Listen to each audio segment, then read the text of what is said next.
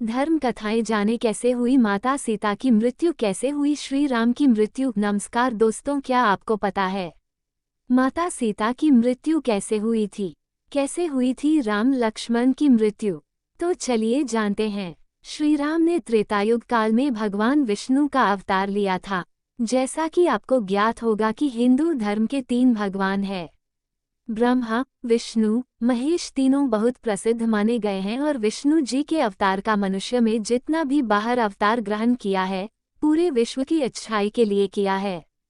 सीता के धरती में समाने के बाद कैसा रहा श्री राम का जीवन? माता सीता का धरती में समा जाना। चलिए शुरू करते हैं। कहा जाता है कि विष्णु जी द्वारा कुल 10 अवतार अवतरित किए गए थे, जिसमें श्री राम 7वें स्थान पर थी और ये अवतार सबसे पूजनीय माना जाता है। इसके अलावा हिंदू धर्म के सबसे प्रिय भगवान श्री राम को कहा गया है। प्रभु श्री राम के बारे में महर्षि वाल्मीकि के द्वारा बहुत सी कथाएं लिखी गई है, जो हमें कलयुग में देखने को मिलती है। इन्हीं कथा में सीता जी का वर्णन स्पष्ट रूप से देखने को मिलता है। सीता जी की मृत्यु के संबंध में ये मत है कि उन्हें अपनी पवित्र होने की प्रामाणिकता को सिद्ध करना था और उन्होंने अपनी पवित्रता का प्रमाण भी दिया, जिसके बाद उन्होंने अपने पुत्र लव और कुश को प्रभु श्री राम को समर्पित कर दिया। इसके पश्चात वो बहुत आहत हुई और उन्होंने धरती माँ को पुकारा। भरा सभा में सबकी आंखें फटी की फटी रह गईं। जब धरती माँ प्रकट हुई तत्पश्चात सीता जी ने उनसे कहा, मुझे आप अपने अंदर समा लीजिए, ले चलिए अपने साथ। और पल भर में ही सीता जी भूगर्भ हो गई। अपनी आंखों से ये दृश्य देख राम जी क्रोधित हो उठे। वहां सभा में बैठे सभी लोगों की आंखें नम थी। भगवान श्री राम को धरती लोक क्यों त्यागना पड़ा? पौराणिक कथाओं के अनुसार राम जी की मृत्यु के विषय में बात करें या उन्हें धरती लोक त्याग कर विष्णु लोक क्यों जाना पड़ा, इस विषय में बात करें। इस संबंध में मत ये है कि एक ऋषि भगवान श्री राम से मिलने की उत्सुकता के साथ अयोध्या आए और उन्होंने आग्रह किया कि उन्हें प्रभु से एकांत में ही वार्ता करनी है।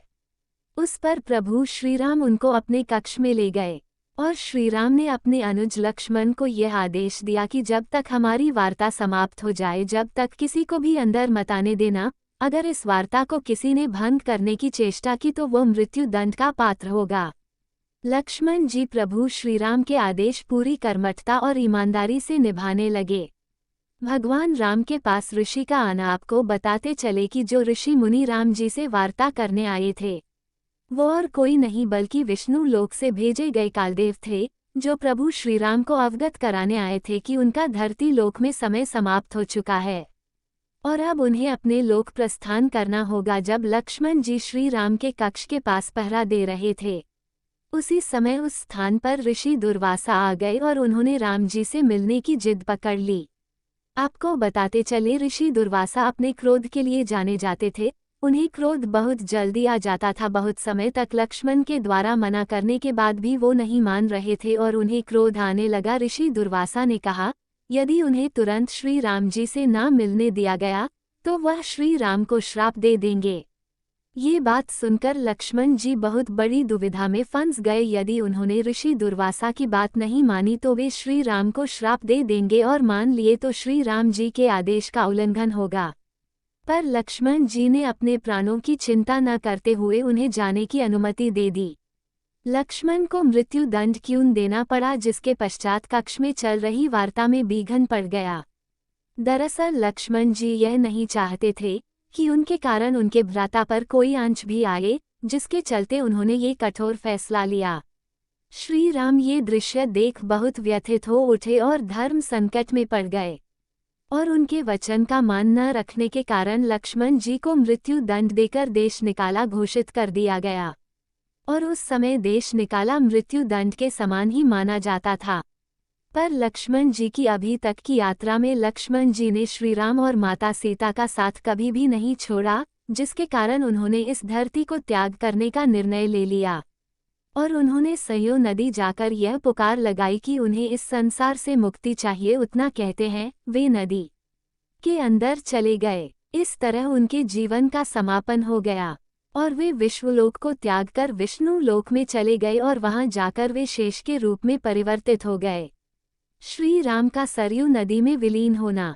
श्री राम अपने अनुज लक्ष्मण के बलिदान के बाद पूरी तरह से टूट गए। मनो उनसे एक पल में उनका सब कुछ छीन गया हो। प्रभु ताम का इस मानव संसार से मनसा उठ गया तो उन्होंने अपना राजपाट अपनी गद्दी अपने पुत्रों को सौंप दी और उसी लोक में जाने का मन बना लिया। और इसके अलावा वाल्मीकि द्वारा लिखी पुस्तक से यह सिद्ध होता है कि उन्होंने अपने प्राणों को सरयू नदी के हवाले कर दिया था और उसी नदी में श्रीराम हमेशा के लिए विलीन हो गए थे।